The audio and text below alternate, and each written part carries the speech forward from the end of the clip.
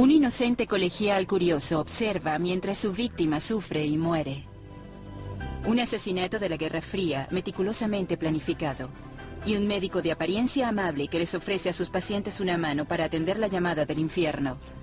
Todos estos asesinos usaron veneno. Se le llama el arma de los cobardes porque es sigilosa, mortal y difícil de detectar. A lo largo de los siglos, los envenenadores han adaptado sus métodos a los tiempos, simplemente escogiendo una nueva y más mortífera toxina para desafiar y confundir. Pero no importa cuán inteligentes crean que son los asesinos, a la larga la ciencia los atrapa. Los días de los venenos indescifrables están contados.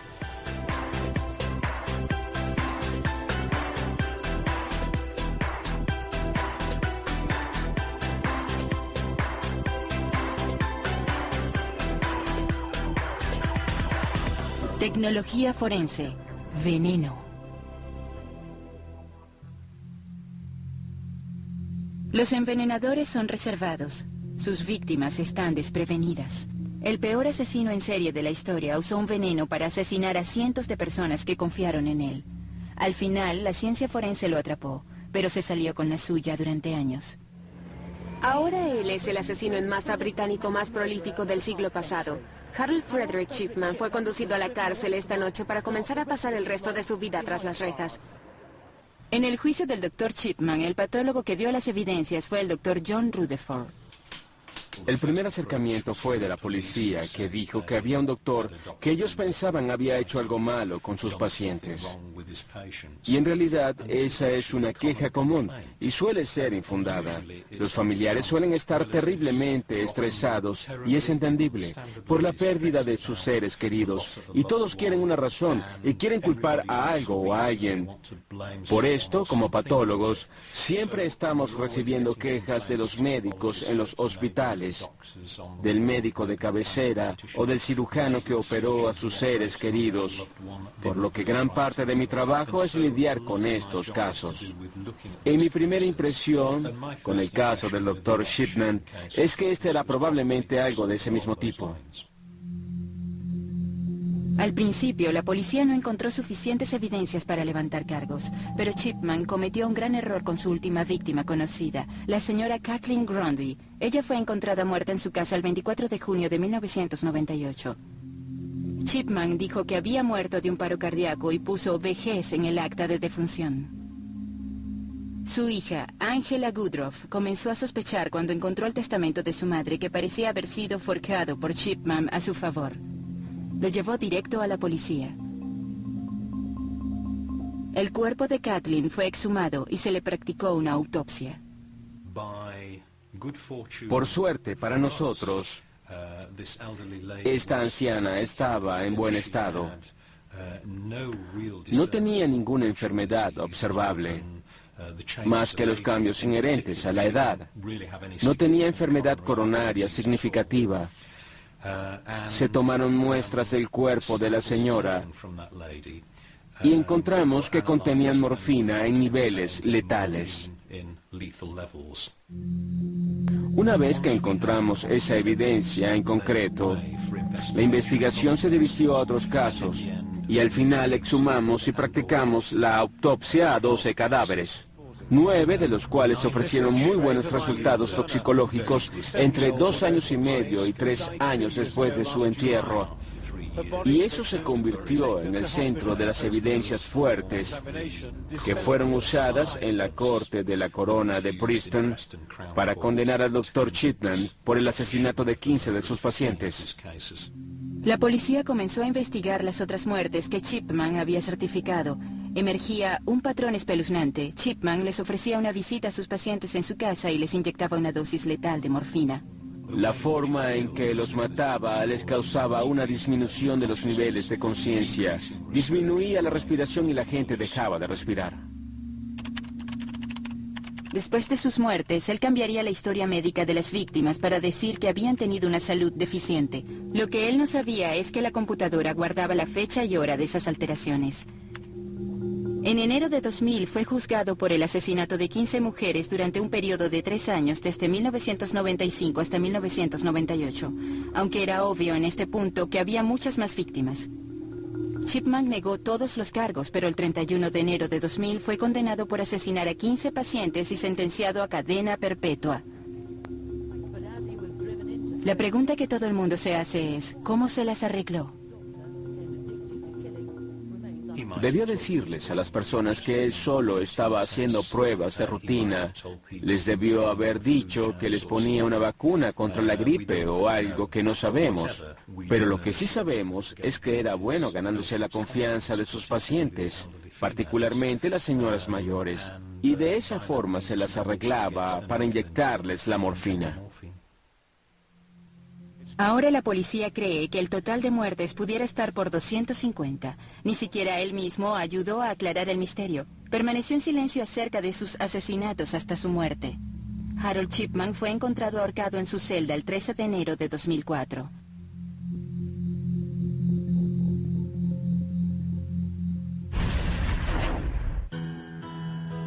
Hoy en día damos por sentado que puede confiarse en la ciencia de la toxicología para poner a los asesinos tras las rejas, pero hace 200 años los venenos eran indetectables y la ciencia no existía del todo. Los venenos han estado desde que existía la humanidad. Muchos son extraídos de plantas y bayas y solían ser usados en antiguas ceremonias místicas. Los venenos han estado rondando desde antes que existiera la historia, desde la antigua África, la antigua China, la antigua India. Sabemos de registros que los tenían en el antiguo Egipto, Roma y Grecia y hasta nuestros días. En la antigua Grecia, la cicuta era una elección común entre los envenenadores, incluso hasta tenía una especie de aprobación oficial. Un ejemplo famoso es Sócrates, por supuesto. Él ordenó que lo envenenaran con cicuta. La cicuta es una planta venenosa. Sabemos que al menos hace 2500 años se sabía de su existencia y se conocía su uso. La cicuta actúa sobre el sistema nervioso central y si existe una forma gentil de morir, quizá la más gentil de muchas es la que ofrece la cicuta, porque causa una especie de adormecimiento y hormigueo en las extremidades y ocasiona un cansancio hasta que la persona se queda dormida en un sueño del que no se despertará. Pero en la época de los romanos, muchos de ellos trabajaban en minas de cobre, y ciertos minerales de cobre producen arsénico condensado en las paredes de las salidas de humo, y pensamos en los envenenadores, especialmente de la familia imperial. Los síntomas recobados de su literatura antigua hacen ver que algunos de ellos fueron envenenados con arsénico. En la antigua Roma, asistir a una cena en el palacio del emperador era un asunto peligroso y muchas personas no llegaban al postre. La gente no se daba cuenta de que alguien había sido envenenado porque había muchas formas y enfermedades de las que la gente podía morir inesperadamente. Por lo que si no se veían señales obvias de veneno en la comida o en el vómito, entonces pensarías que ese es un acto de Dios, una enfermedad o la naturaleza. Los síntomas del envenenamiento con arsénico, diarrea, vómitos, malestar y dolor son muy parecidos a los síntomas del cólera. Y por supuesto que el cólera era una enfermedad muy común, por lo que sería menos posible que un médico que presenciara estos síntomas pensara que esto era un envenenamiento con arsénico. En realidad pensaría que es un caso de cólera y lo trataría como tal, por lo que se les podían escapar simplemente porque no tenían la capacidad de análisis toxicológicos que tenemos hoy en día.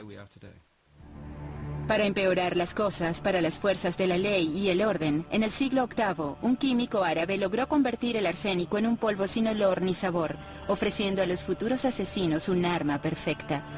Durante los siglos siguientes, su detección no fue posible. De hecho, el ácido arsénico fue tan útil que se le conocía como el polvo de la herencia, por ser perfecto si se consideraba que nuestros familiares ya habían vivido demasiado. En el siglo XV, el envenenamiento era casi una moda, alcanzando su punto máximo con la reconocida familia Borgia, un grupo con el que nadie hubiese querido comer. Quizá una de las envenenadoras más infames fue Lucrecia Borgia, y estaban bastante seguros de que ella usaba arsénico, al cual llamaba cantrela. Lucrecia Borgia estuvo en el centro de algunos envenenamientos importantes en la Iglesia Católica Romana. Ellos fácilmente podían disolver una dosis fatal en una copa de vino. La persona lo bebería y quizás en pocas horas comenzaría a presentar los síntomas. Pero una vez más nos encontramos con que comienzan a equivocarse con los síntomas por quizá envenenamiento de la comida y malestar estomacal. Por supuesto, para la época quizá era muy tarde, además de que sabes que no puedes perder mucho líquido del cuerpo y no puedes perder mucho para salvar la vida. Y por supuesto, mezclarlo con otras comidas como la sopa era bastante fácil. Es muy difícil demostrar que se ha usado veneno en contra de alguien. Muchos de los venenos más mortales han sido usados por los médicos a través del tiempo para curar algunas enfermedades. Usados en la forma apropiada y en pequeñas cantidades, pueden resultar beneficiosos para la salud. Estos estuvieron fácilmente a disposición del público y también eran usados para matar a los bichos no deseados. Desafortunadamente, esta práctica también se extendería a cualquier cosa no deseada alrededor de la casa. Entonces, fácil de obtener, difícil de detectar, con síntomas que podrían ser malinterpretados. Pero los científicos estaban poniéndose al día con los asesinos. Pronto el balance se inclinaría a favor de las fuerzas de la ley.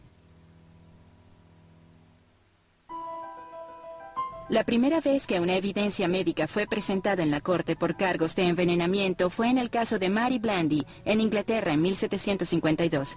Para los estándares modernos, la evidencia era en gran medida circunstancial, pero fue suficiente.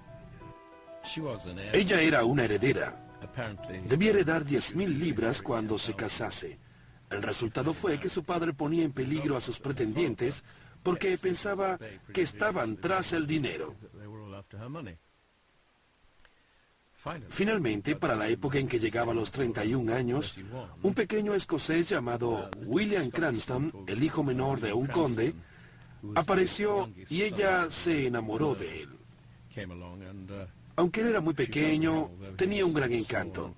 Entonces Cranston le dijo a ella: «Oye, yo conozco la manera de persuadir a tu padre. Yo puedo conseguir una poción con un adivino que tiene la habilidad de poner a alguien inmediatamente en un estado de absoluta felicidad y placidez». Entonces, cuando le dio el polvo blanco, le dijo que comenzara a rociarlo en la comida de su padre, y eso fue exactamente lo que ella hizo. El señor Blandy pronto se enfermó con problemas gástricos. Una de sus sirvientas, Susan Gunnell, probó de su atol y también se enfermó. Luego ella encontró una sustancia arenosa en el fondo de la cacerola. Mientras fallaba la salud de su padre, Mary entraba en pánico y echó el polvo y algunas cartas de amor al fuego. Pero la sirvienta pudo recuperar algo del polvo y lo conservó. Y él murió unas 2 semanas después. Y capturarla fue bastante fácil para la ley, porque era obvio que estaba haciendo algo que los sirvientes habían visto, al rociar el polvo blanco en la comida. Cranston huyó del país, dejando a Mary condenada a su destino. Fue arrestada y juzgada en los tribunales de Oxford. Se les pidió a 4 médicos que testificaran en el juicio. Esa fue la primera vez que los médicos fueron usados como testigos expertos. En la corte había evidencias forenses, y lo que hizo un médico local, el Dr. Addington, fue de tomar arsénico blanco y un poco del polvo blanco que ella había usado e hizo la misma prueba en 2 vasos de agua. Era más soluble en agua fría o caliente. ¿Qué sucedió cuando él lo calentó? Sabemos que cuando el arsénico blanco es sometido al calor, emana un vapor que huele a ajo, por lo que allí él tuvo lo suficiente para presentar evidencias científicas. Es decir, no como las que conocemos hoy en día, porque hoy en día son más sofisticadas, pero para esa época era el primer paso hacia las verdaderas pruebas científicas en un caso de envenenamiento. Los médicos también observaron que los órganos de Blandy se habían conservado, lo cual sugiere que se trata de envenenamiento con arsénico. Ninguno de los métodos fueron pruebas precisas para determinar si era arsénico, pero junto al testimonio de las sirvientas fue suficiente para persuadir al jurado. Mary fue hallada culpable y enviada a la horca el 6 de abril de 1752. 3 años después, en Suecia, se vio uno de los primeros grandes adelantos en la detección de venenos. Carl Wilhelm Scheele comenzó una carrera como asistente de farmacia en Gotemburgo, pero al final se convirtió en uno de los investigadores científicos más eminentes de la época. Se las arregló para transformar el óxido de arsénico, que es inodoro, en gas arsénico, que huele a ajo. Era un método crudo, pero al menos el olor podía alertar. Carl Wilhelm Scheele era sueco y fue el primer químico en crear arsina, que era un producto gaseoso de hidrógeno y arsénico, el cual demostró ser crucial en una prueba de arsénico posterior. Samuel Hahnemann fue un científico alemán que luego se hizo famoso como uno de los primeros practicantes de la medicina homeopática. Pero en 1878 consiguió la manera de detectar arsénico en el vino. En realidad funcionaba con cualquier fluido. Si una muestra del líquido que contenía arsénico se combinaba con sulfuro de hidrógeno y ácido clorhídrico, se convertía en un precipitado amarillo. Ahora un veneno incoloro de pronto se hacía visible. En el mismo año, Johann Daniel Metzger, profesor de medicina de la Universidad de Königsburg, Alemania, hizo un interesante descubrimiento. Si el trióxido de arsénico era calentado en la presencia de carbón, se formaba una capa plateada y brillante.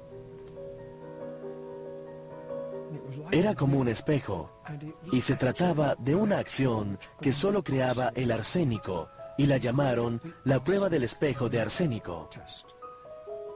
La prueba del espejo de arsénico funcionaba si uno tenía una muestra de arsénico blanco, pero ¿qué hacer si ya había sido asimilado en el cuerpo? Un científico alemán, Valentin Rose, resolvió esto tomando una muestra de tejido del estómago de una víctima sospechosa y lo hirvió en agua. El líquido luego fue tratado con ácido nítrico, que convertía cualquier presencia de arsénico en arsénico blanco. La sustancia luego podía ser probada con el método de Metzger, y si en realidad era arsénico, se formaría la capa plateada. Estas pruebas solo funcionaban si había presencia de cantidades significativas de arsénico. La toxicología, la detección de venenos, estaba progresando, pero nadie había logrado reunir toda la información nueva. Luego llegó un joven y brillante científico español llamado Mateo Orfila. En 1813 publicó un libro que se convirtió en uno de los más influyentes en el tema, Tratado de los Venenos o Toxicología General. Orfila realmente sistematizó un cuerpo de conocimiento durante la primera mitad del siglo XIX que hoy conocemos como toxicología. Él hizo esto de distintas formas, enseñando en París al hacer una gran cantidad de experimentos de laboratorio usando animales, principalmente perros y gatos, para saber cómo funcionaban en realidad los venenos. Antes de esto, la gente realmente no sabía lo que sucedía con un veneno cuando ingresaba en el cuerpo. ¿A dónde va? ¿Qué hace? ¿Desaparece? ¿Se queda? Orfila hizo muchos experimentos, los publicó y luego terminó dando testimonios en juicios. Los toxicólogos de hoy en día lo reconocen como el fundador de la toxicología. Él solo tenía 27 años cuando escribió el libro y su impacto fue enorme. El libro de Orfila fue un gran avance en la batalla contra los envenenadores. Pero él apareció con mucha más información acerca de cómo actuaban los venenos en el cuerpo y cómo detectarlos, algo que nadie había hecho antes que él. Los médicos tenían una mejor idea acerca de qué buscar en una autopsia, cómo realizar las pruebas químicas, algo que nadie sabía antes de 1813, cuando fue publicada la primera edición francesa del libro de Orfila. En Gran Bretaña, durante la década de 1830, un joven científico llamado James Marsh intentaba asegurarse de que los asesinos que usaban arsénico no pudieran seguir escapándose. James Marsh fue una figura clave en la toxicología a principios del siglo XIX porque fue el creador de la prueba Marsh para el arsénico, la prueba clave para la detección de uno de los venenos más difíciles de hallar hasta entonces. La prueba de Marsh fue un paso más grande para la presentación de pruebas en la sala de un tribunal. Fue la primera vez que un fiscal pudo presentar pruebas a un jurado de forma que pudiera entenderlo. Como muchos descubrimientos científicos, este surgió de la frustración y de la necesidad de demostrar un punto. James Marsh no se disponía a crear una prueba para determinar el arsénico en ninguna muestra. Él trabajaba como químico en el Arsenal Real, en algo que tenía que ver con armas de la época. Pero sucedió que un granjero adinerado llamado George Bodell murió repentinamente en 1833. Tenía 80 años de edad y se rumoraba que había sido asesinado por su nieto, quien era conocido como el joven John Bodell. Por lo que el médico forense, como hombre sensible, hizo una investigación y pensó que debía hacer pruebas en algunas muestras. Así que envió a Michael Faraday al Arsenal. Faraday era un catedrático en el área de química para la época, era conocido por muchas cosas y no eran precisamente las pruebas de venenos, por lo que él le dio el trabajo a su asistente James Marsh. Y así es que Marsh tuvo que testificar en esta investigación. Tuvo que hacer pruebas en el cafetal, el contenido de los estómagos de los fallecidos, vómitos y todo ese tipo de cosas. Marsh usó el método Hahnemann para probar los fluidos. El resultado fue positivo. Se produjo residuo amarillo. Hasta este punto, culpable. Pero cuando llevó la muestra a la corte había cambiado, estaba marrón, y la defensa alegaba que no se podía condenar a alguien con esa muestra que no era amarilla y que no era arsénico. Y estaba muy enojado porque John Bodell bajó y confesó el crimen, lo cual hizo que se enojara más. Entonces pensó que podía idear una prueba y su método pasó la prueba del tiempo durante 100 años. Y era simple. Tomabas el órgano sospechoso o la muestra y la disolvías en un ácido muy fuerte y todo se iba a la solución. Entonces le ponías un poco de zinc, lo calentabas y se convertía en un gas llamado arsina. Y ese gas entonces pasaba por un tubo, y si calentabas el tubo de vidrio, entonces el gas se descomponía y dejaba un espejo plateado en las paredes del tubo. Podía sellarlo y era permanente, y se podrán imaginar que él fue a la corte con eso.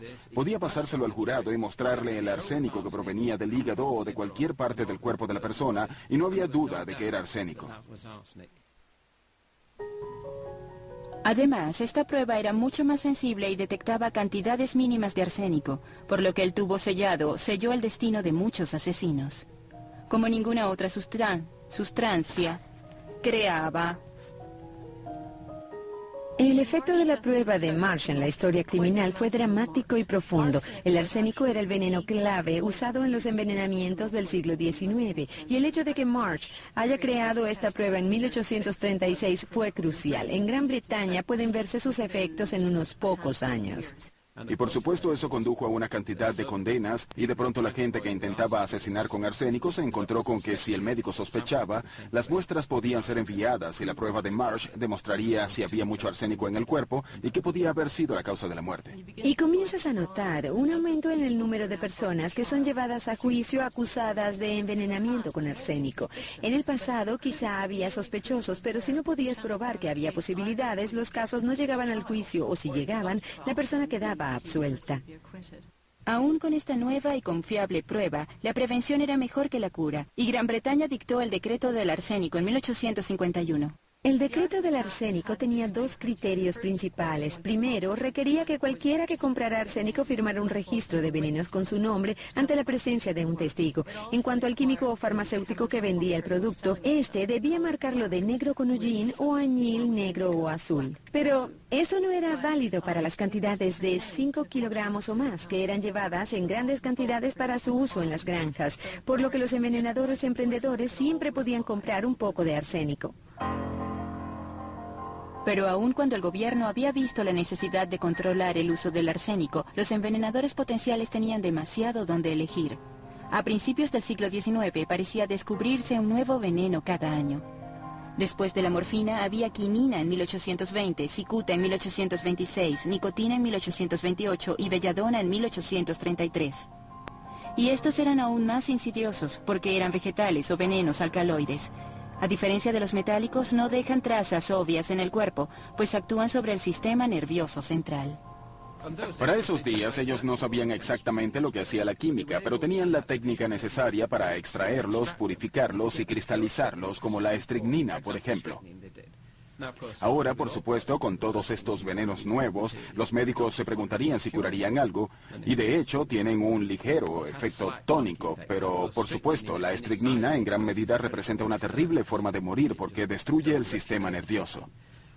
Y había muchos venenos como ese que estaban a la disposición, como la hiacina, que el Dr. Crippen usó unos 100 años después, y estas cosas fueron extraídas porque los químicos de esa época estaban interesados en saber cómo funcionaban las cosas en la naturaleza, y una vez que sabían que algo era muy tóxico o cuál era el agente químico, tenían la posibilidad de extraerlo, y por supuesto una nueva gama de venenos quedó a la disposición de los posibles envenenadores.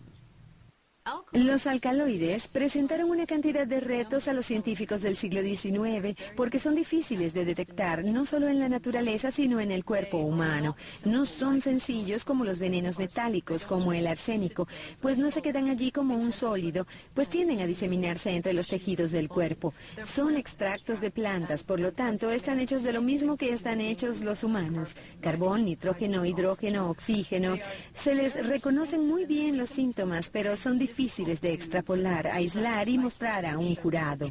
Si estuvieron enterrados durante un año o dos y los desentierras, lo que vas a encontrar es un cadáver descompuesto. Entonces las posibilidades de encontrar un veneno alcaloide son mínimas. De hecho, porque podrían ser parte de muchos productos descompuestos, entonces resultaban mejor como veneno. Allí donde el arsénico se habría mantenido, la estricnina habría desaparecido. Ni siquiera el gran Orfila logró tener éxito con la detección de alcaloides y pensó que sería imposible, pero uno de sus estudiantes pensó distinto. Los descubrimientos de Jan Servois Stas revolucionaron la detección de venenos alcaloides. Ocurrieron como resultado de sus investigaciones de una muerte sospechosa en Bélgica en 1850. Un magistrado examinador fue citado al castillo del conde y la condesa de Bocamé, cuando su acaudalado hermano de 48 años, Gustave, murió repentinamente. se reveló una historia de intrigas que comenzó con el conde de Bocamé, cuyo padre comerciaba con el tabaco. Y debido a las ocupaciones de su padre, él sabía que el tabaco contenía nicotina, que en realidad es un veneno muy fuerte. Y él se casó con Lydie. Ellos estaban faltos de dinero. Las cosas dieron un giro a sus planes para peor, porque Gustave anunció con gran placer que se había enamorado y que iba a casarse. Bien, ese fue el final de sus planes, por lo que recurrieron a medidas desesperadas.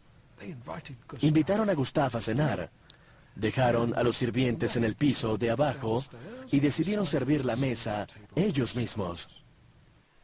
Después de un rato, los sirvientes de abajo escucharon un fuerte golpe.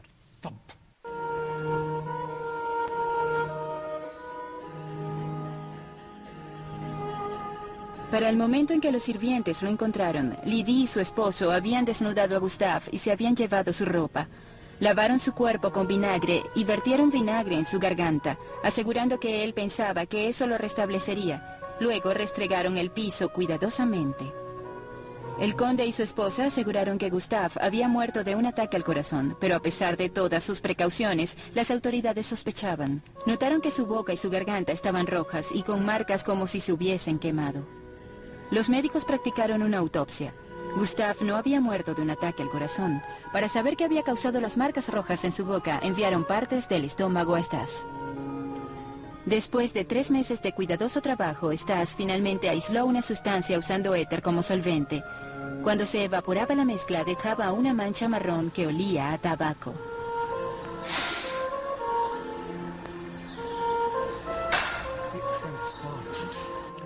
Resulta que el conde de Bocamé había cultivado hojas de tabaco en su jardín, pues él sabía de las propiedades venenosas de la nicotina y aparentemente había mantenido a Gustave abajo mientras le vertían la nicotina en la garganta.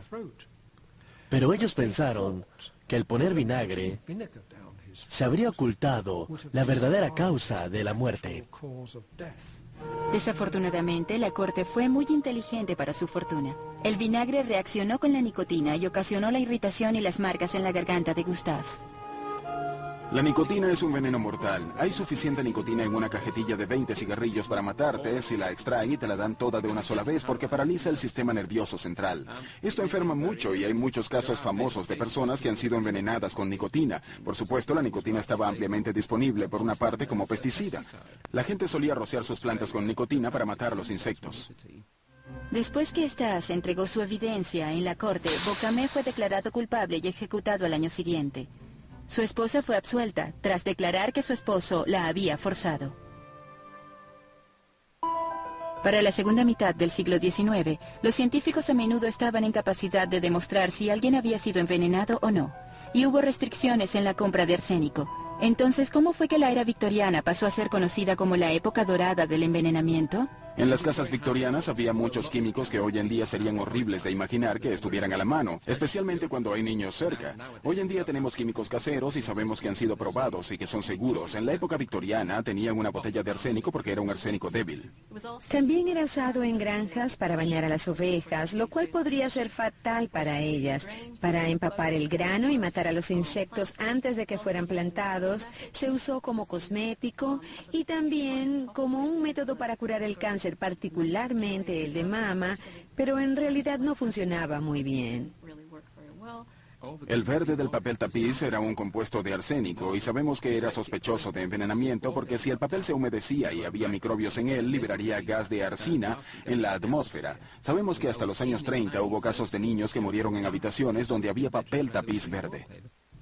Entonces, el verdadero problema que enfrentaba el Poder Judicial no era probar si alguien había sido envenenado con arsénico, sino probar si había sido intencional.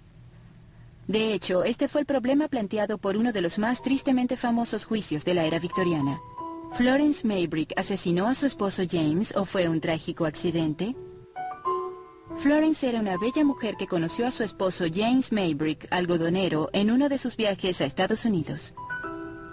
Para los extraños, los Maybrick eran una pareja exitosa y próspera que vivía en una casa grande de Liverpool, pero la realidad era un poco distinta. James tenía problemas económicos y una amante en Londres. Su matrimonio pronto empezó a mostrar señales de tensión. Para no ser menos que James, Florence consiguió un amante, Alfred Brearley. Pero mientras la Inglaterra victoriana hacía la vista gorda en cuanto a los hombres con amantes, era distinto con las mujeres. James era hipocondríaco y tomó grandes cantidades de drogas, incluyendo arsénico y estricnina. Al mismo tiempo, Florence fue vista remojando papel matamoscas para extraer el arsénico. Ella dijo que era para su cutis. La salud de James se deterioró rápidamente y murió el 11 de mayo de 1889. Se descubrió una carta que Florence le escribió a su amante, la cual parece incriminarla. Libera tu mente de cualquier temor de ser descubierto ahora o en el futuro. M ha estado delirante desde el domingo. Florence fue arrestada por asesinato a los 3 días de la muerte de su esposo. Su juicio se convirtió en un caso célebre. En su defensa se reveló que Maybrick había tomado arsénico durante años de forma voluntaria. Según los estándares legales de hoy en día, al menos habría tenido cabida una duda razonable, pero Florence fue juzgada en un estricto e misericorde juicio. Fue juzgada más por el adulterio que por el asesinato. Fue encontrada culpable y sentenciada a la horca. Si ella no hubiese sido adúltera, si el jurado no hubiese estado en contra de ella como adúltera, creo que ella pudo haber sido absuelta, porque a los miembros del jurado nunca les gustaba colgar a las mujeres y ella era muy atractiva y joven. Lo único que atentó en su contra fue que había tenido una aventura con otro hombre. Sin embargo, había quienes pensaban que el juicio no había sido justo. A la larga, el ministro del Interior intervino y 4 días antes de que fuera colgada, su sentencia fue cambiada a 15 años de prisión. Pienso que en este caso, los prejuicios del juez influyeron en el jurado, el cual no tendría mucho interés en ver a una mujer de la clase de Florence Maybrick admitiendo que era adúltera. Lo curioso es que hoy en día ella habría sido absuelta por una razón muy sencilla. Y es que Maybrick era adicto al arsénico. Si la mujer hubiese sido juzgada en Escocia, habría recibido el mismo veredicto que Madeleine Smith en la década de 1850, no probado. Si yo tuviera que opinar, yo diría que la posibilidad es que ella no lo haya hecho. Mientras la detección de veneno en un cuerpo indudablemente incriminaba, no siempre contaba toda la historia. Otro caso tristemente famoso data de 1910 y demostró este punto una vez más. El Dr. Holly Harvey Crippen era un médico homeópata casado, pero tenía una aventura con su secretaria Ethel Lennev. Su esposa Cora desapareció en enero de 1910. Al mismo tiempo, su amante se mudó a su casa y comenzó a usar la ropa y las joyas de su esposa. Eso bastó para alertar a la policía acerca de la situación, pero Crippen sostenía que su esposa se había mudado a Estados Unidos y había muerto. Ellos más o menos aceptaron la historia de que su esposa se había ido a vivir con un amante en Estados Unidos, hasta que fueron a su casa para hacer unas preguntas finales. Un hombre llamado Dew, inspector, quien luego escribió el libro Yo atrapé a Crippen, encontró que este pájaro se le había escapado, lo que lo hizo muy sospechoso, por lo que consiguió una orden de cateo y al final de las escaleras, en el sótano, encontraron un área que parecía haber sido excavada recientemente y debajo de ella encontraron partes cortadas de un cuerpo. Se encontró que los tejidos de los restos contenían el veneno alcaloide iosina. Como todas estas toxinas, los médicos de la época la habían usado para curar enfermedades. Si tomabas una pequeña dosis, te ayudaba a suprimir tus nervios estomacales y no te marearías. Se pensó también que suprimía el deseo sexual, y por supuesto se creía que Cora era muy exigente en ese sentido. Y el Dr. Crippen había encontrado otro amor, por lo que él quizá le dio un poco con el fin de tratar de reducir sus demandas. Pero quizás se le fue la mano.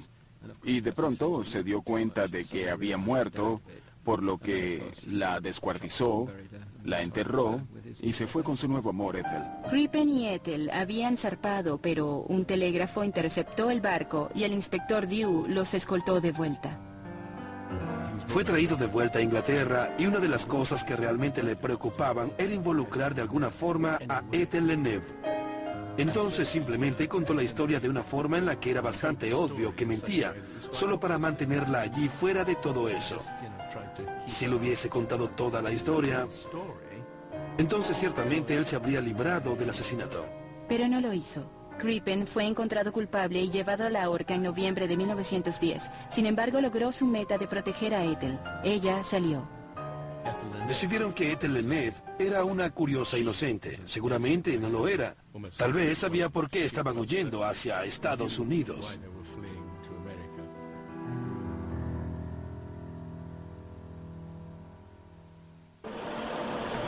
En la segunda mitad del siglo XX, los avances tecnológicos lograron que las más mínimas cantidades de veneno pudieran ser detectadas y analizadas. Pero un asesino inteligente y determinado aún podía evitar la detección, especialmente si escogía un nuevo veneno que no había sido usado anteriormente para asesinar. Este era el caso de un envenenador retorcido y despiadado llamado Graham Young, un chico de 14 años de edad.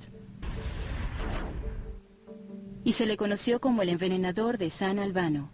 Su carrera como envenenador en masa comenzó en la escuela, cuando sus compañeros se enfermaban misteriosamente después de intercambiar sus almuerzos con Graham, quien comenzó a ser conocido como el profesor loco debido a su fascinación por los experimentos químicos. Graham Young era un individuo con el prototipo de los que hoy en día se calificarían como sádico psicópata, quien asesinaba por placer, porque disfrutaba ver a las víctimas siendo envenenadas lenta y deliberadamente. Las llevaba hasta el borde de un mal estado de salud o a la muerte, pero también con el poder de hacerlas volver, cambiando la dosis de veneno o deteniendo el envenenamiento por un corto tiempo. El arma favorita de Graham era el antimonio y el relativamente desconocido metal venenoso talio. Si no le gustabas, si lo mirabas mal, te daba una pequeña dosis de antimonio, lo que te enfermaría y te sacaría de su vida por unos días. Así lo hizo con su madrastra, que no le agradaba. La madrastra de Graham se había enfermado gradualmente durante un largo periodo de tiempo con todos los síntomas de envenenamiento por antimonio, aunque nadie lo sospechaba para la época. El antimonio es un veneno parecido al arsénico, y también fue usado en gran medida en la medicina. Se llamaba tartrato emético. Te enfermaban y era la cura para la resaca de la Edad Media. Había los llamados tragos vomitivos, hechos de antimonio. Los pones en el vino y en la mañana, cuando te sientes medio ebrio, bebes ese vino en el que has disuelto algo de antimonio y dejas de sentirte mal, porque se supone que limpia el sistema y te hace sentir mejor. Al final la madrastra colapsó en el jardín mientras Graham veía fascinado desde la ventana de la cocina. Se cansó de esperar que funcionara el antimonio, pero terminó con ella, dándole una dosis letal de talio. Continuó con su campaña de agregar veneno en la comida de sus familiares y ver los efectos. Con el tiempo, su padre fue hospitalizado.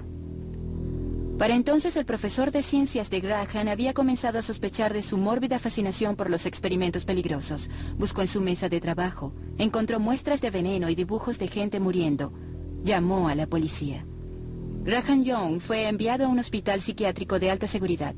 A los 14 años de edad era el prisionero más joven del lugar. De hecho, se sentía orgulloso de eso. Tenía 24 años cuando fue liberado y las autoridades declararon que ya no era un peligro. Pudo presentar su caso haciendo parecer que era una aberración de la juventud, que había tenido malas relaciones con sus familiares, ya él había crecido y podía ser liberado con seguridad en la sociedad.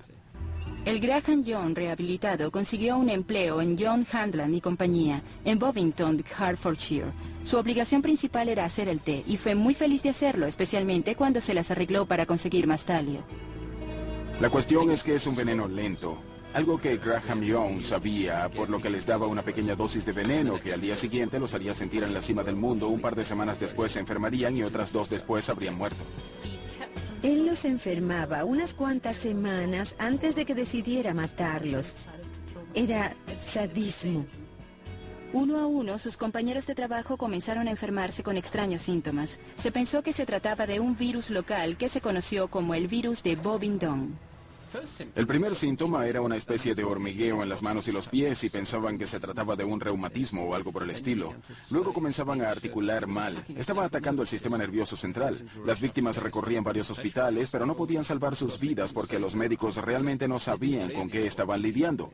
Y, por supuesto, los tratamientos que les estaban administrando no tenían efecto. La gente pensaba que había un origen ambiental en los problemas. Si muchas personas se enfermaban, pensaban en algo como legionelosis o la enfermedad de los legionarios, algo en el aire, en la comida, en la naturaleza. No suponían que alguien estaba envenenando a muchas personas de forma deliberada y los doctores no sabían que el talio o algún mineral venenoso estuviera involucrado. No hicieron las pruebas adecuadas. Cuando recordamos que 30 médicos trataron a las víctimas de Graham Young y ninguno de ellos reconoció que estaba lidiando con talio como un agente, se puede observar lo insidioso del veneno que había escogido y lo difícil que era para las personas reconocer el causante. 2 de las víctimas de Graham Young, antiguos compañeros de trabajo, murieron en el hospital. Los médicos de la empresa aseguraron a los trabajadores que las enfermedades y las muertes no se debían a problemas de higiene. Probaron los drenajes, los suministros de agua, la tierra alrededor, porque esta había sido usada durante la guerra y pensaron que podía haber algún tipo de residuo.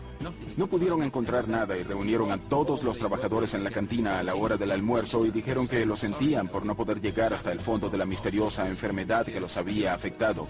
Luego alguien levantó la mano y les preguntó si habían pensado en el talio como un veneno. Se trataba de Graham Young. Creo que 2 años después se dieron cuenta de quién se trataba y fue arrestado.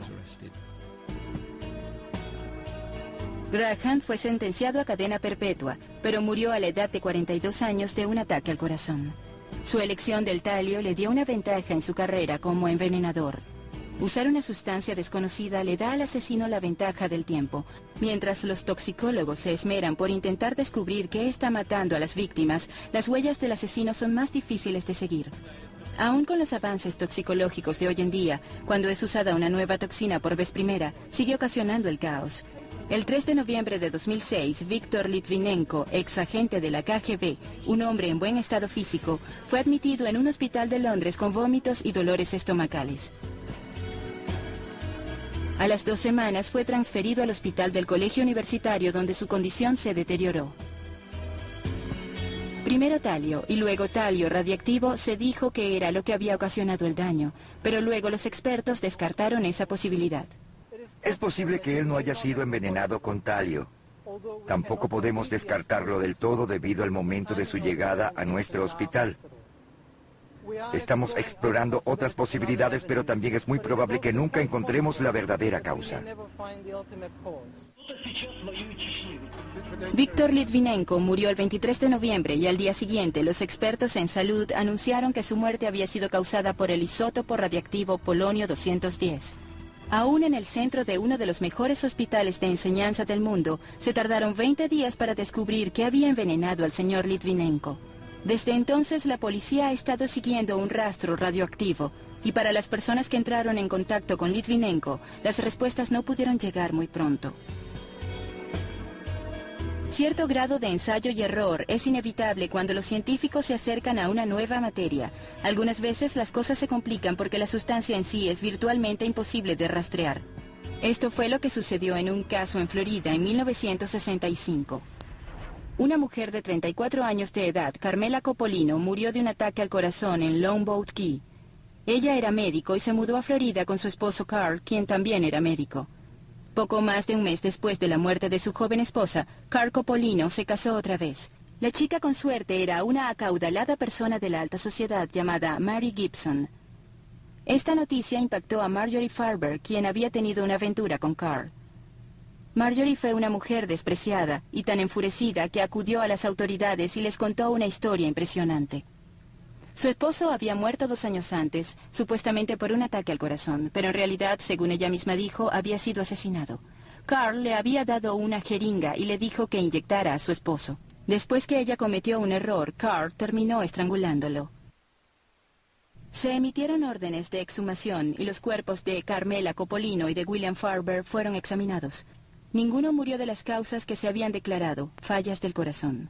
Las muestras tomadas no mostraron ningún nivel anormal de toxinas. Pero después de la historia de Marjorie acerca de la jeringa y conociendo los antecedentes de Carl, los médicos examinadores tuvieron una teoría.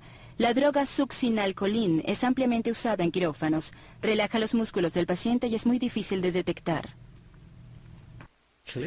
Obviamente, aunque es usada de forma importante en la medicina, puede ser utilizada para matar a las personas, causándoles una parálisis respiratoria.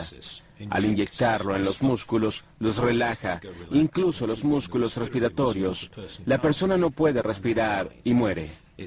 Particularmente es una forma desagradable de morir, porque se mantiene la conciencia mientras la droga hace su efecto y solo afecta a los músculos voluntarios y respiratorios, por lo que la persona se mantiene consciente hasta la muerte. La razón por la que se pensaba que era indetectable era porque se descompone casi inmediatamente en distintos componentes químicos. Entonces, ¿cómo buscar lo que es imposible de rastrear? El Dr. Charles Omberger, del Departamento Toxicológico de Nueva York, asumió el reto. Lo que el Dr. Omberger hizo fue llevar a cabo una investigación que nunca antes se había hecho, porque se pensó que se trataba de un veneno imposible de rastrear. Lo que hizo fue inyectar conejos y ranas con esta droga y los enterró durante 6 meses para luego desenterrarlos y ver qué efectos había tenido en sus cuerpos para ese momento. Y encontró altos niveles de ácido succínico en los cuerpos, porque el veneno original se convertía en eso durante el proceso de descomposición, y de allí podía decir la cantidad de ácido succínico en el cuerpo del veneno original. Coppolino fue juzgado por el asesinato de William Farber en Nueva Jersey, pero en este caso fue absuelto. Los expertos discutieron las causas de la muerte y el jurado no estaba convencido, por lo que Coppolino se veía confiado cuando fue a juicio en Florida por el asesinato de su esposa. Esta vez el Dr. Omberger estaba allí para presentar las evidencias de su investigación. El jurado no dudó en encontrarlo culpable de asesinato en segundo grado. Se le condenó y pagó 12 años de cárcel. Los científicos forenses habían demostrado ser ingeniosos y persistentes. Desafortunadamente también había asesinos potenciales que mostraron las mismas cualidades. De hecho, este fue el mismo caso con la misteriosa muerte de Georgy Markov en Londres en 1978. Markov era un búlgaro disidente que vivía en Londres y trabajaba para la radio BBC. Su programa reflejaba sus puntos de vista, los cuales eran directamente opuestos al Partido Comunista gobernante en Bulgaria. El liderazgo político búlgaro quería silenciarlo y le pidió ayuda a la KGB de la Unión Soviética. Acordaron intentar envenenar su bebida en una cena, pero fracasaron. Un segundo intento en Cerdeña también fracasó, pero hubo un tercer intento desafortunado para Markov. Sucedió esta noche cuando Georgy Markov salió de su casa por un momento para dirigirse al puente. Caminaba de vuelta a su casa. Asegura, un hombre lo apuñaló con una sombrilla y huyó. No fue sino hasta muy tarde esa noche que comenzó a presentar síntomas de fiebre alta. Fiebre que lo condujo a la muerte el día de ayer. En la autopsia, una pequeña esfera metálica fue encontrada en la herida. Cuando fue eliminada, los médicos descubrieron que había 2 hoyos diminutos que habían sido taladrados como si le hubiesen metido algo. Lo que una vez más hizo la policía secreta fue tener esta sombrilla cargada para darle una punzada a alguien y así la bolita entraba en el cuerpo. La bolita era diminuta. Si tenía veneno, solo podía tener una gota. Los médicos entendieron de pronto que la única toxina que podía matar a alguien con una dosis tan pequeña era la ricina, una sustancia altamente tóxica hecha del aceite de ricino. La ricina es un material extremadamente venenoso. Solo requiere una molécula para llegar hasta una célula y matarla, porque esa única molécula bloqueará la célula en el centro, la cual produce proteínas, y sin ello la célula es inútil. Aún en una bolita de ese tamaño tiene millones y millones de moléculas ingresando en el cuerpo. Quedas más o menos condenado a la ruina porque no hay una defensa real una vez que han ingresado a las células. La KGB finalmente consiguió a su hombre. La sombrilla había venido de Washington. Había sido suministrada a los búlgaros por la KGB, quienes también se habían encargado de la fabricación de la bolita. La ricina es algo que fascina a las personas porque es perfectamente natural. Pero por supuesto tomas aceite de ricino, no ricina. Tú mismo no te vas a poner, se requiere que sea inyectada para que tenga un efecto mortal. Y creo que eso va a ocurrir con las personas alertas y por supuesto que puede ser detectada. La ricina puede ser detectada porque puedes ver la reacción del cuerpo a ella. Nunca nadie fue procesado por la muerte de Georgy Markov.